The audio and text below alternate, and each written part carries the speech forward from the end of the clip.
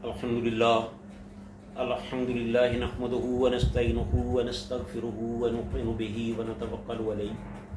अम्मा बाद, अऊज़ु बिल्लाहिस समीइल अलीम मिनश शैतानिर रजीम। बिस्मिल्लाहिर रहमानिर रहीम। वलौला अन्ना कतबल्लाहु अलैहिमुल जलाअ लअज़्ज़बहुम फिद दुनिया व लहुम फिल आखिरति अज़ाबुन नार। ज़ालिक बिअन्नहुम शाक़ुल्लाह व रसूलहु वमन युशाक़िल्लाह फ़इन्नल्लाह शदीदुल इक़ाब।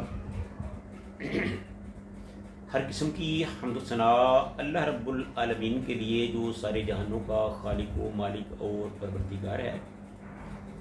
बेशुमार लातादाद दुरूद व सलाम आमिना दिलाल पैकर हुस्न जमाल साहिब शर्फ व कमाल पैगम्बर बेमिसाल सारी कायनात के सरदार हज़रत मुहम्मदुर रसूलुल्लाह सल्लल्लाहु अलैहि व आलिहि वसल्लम की ज़ाती वाला सफ़ात पर। नाज़रीन, ये जो मैंने आपके सामने दो आयात तिलावत की हैं, ये सूरह हशर की 3 और 4 नंबर आयात हैं।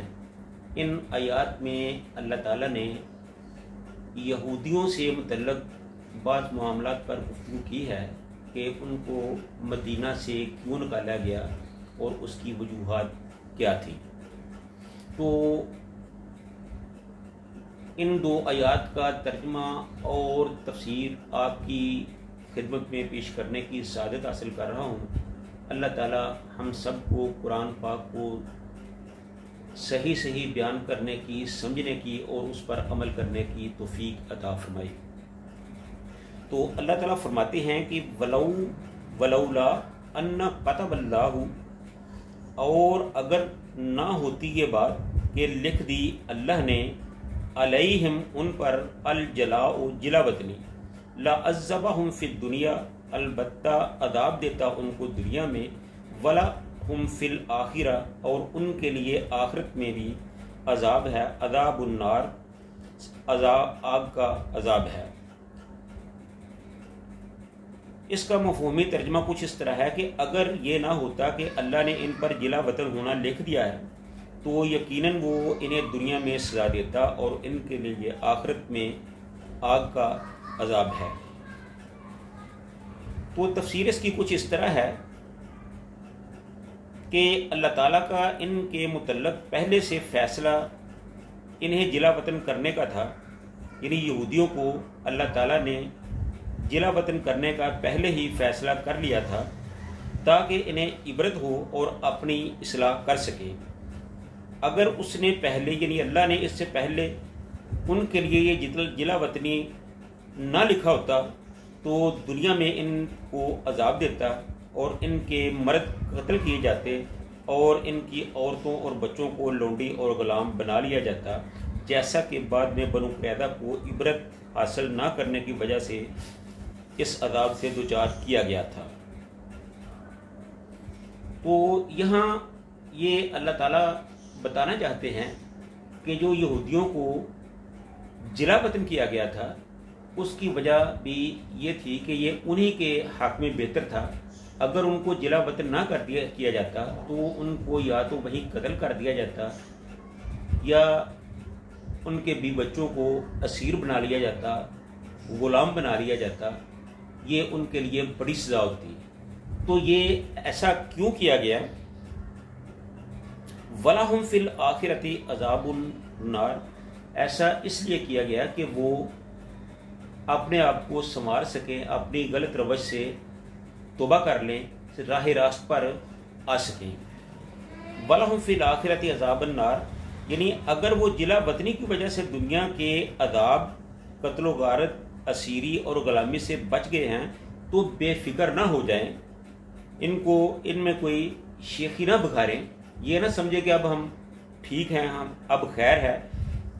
अगर वो इसी तरह अपने कुफर पर कायम रहे तो इनको दुनिया में भी मुश्किलात का सामना करना पड़ेगा और आखिरत में तो उनके लिए जो आग का अजाब है वो तो होके ही रहेगा।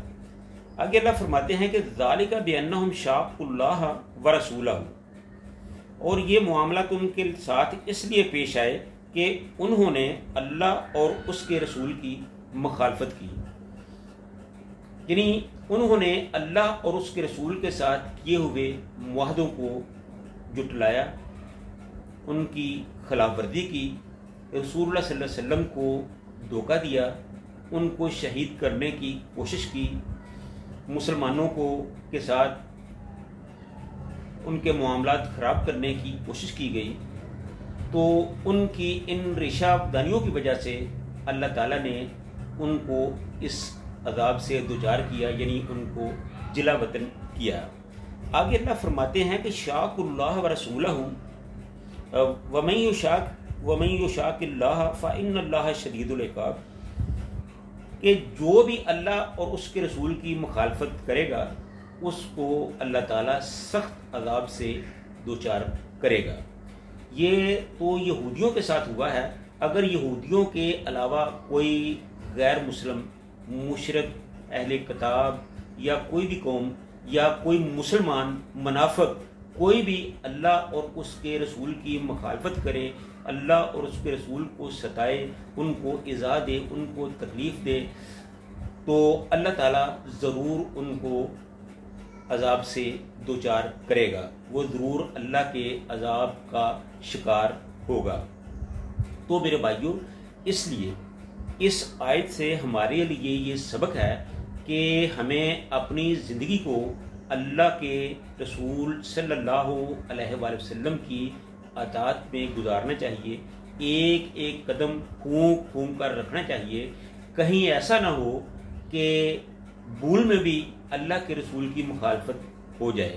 اگر ایسا ہوا تو ایک تو انسان کے تمام اعمال برباد کر دیے جائیں گے، تباہ و برباد ہو جائیں گے، اور دوسرا اللہ تعالیٰ ان کو دنیا اور آخرت میں بھی سخت عذاب سے دوچار کرے گا۔ تو اس لیے جیسے ہی اللہ کے رسول صلی اللہ علیہ وسلم کا کوئی حکم ہمارے سامنے آئے تو ہمیں اس کے سامنے سر کو جھکا دینا چاہیے، سر تسلیم خم کر دینا چاہیے۔ تو اس لیے کسی نے کیا خوب کہا ہے کہ مصور تصویر کھینچ ایسی جس میں یہ صفائی ہو، ادھر حکم محمد ہو، ادھر گردن جھکائی ہو۔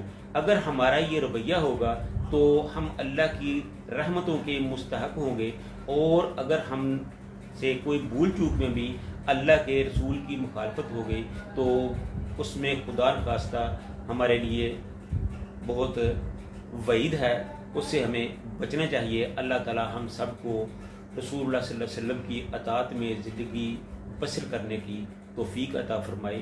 وآخر دعوانا ان الحمد للہ رب العالمین۔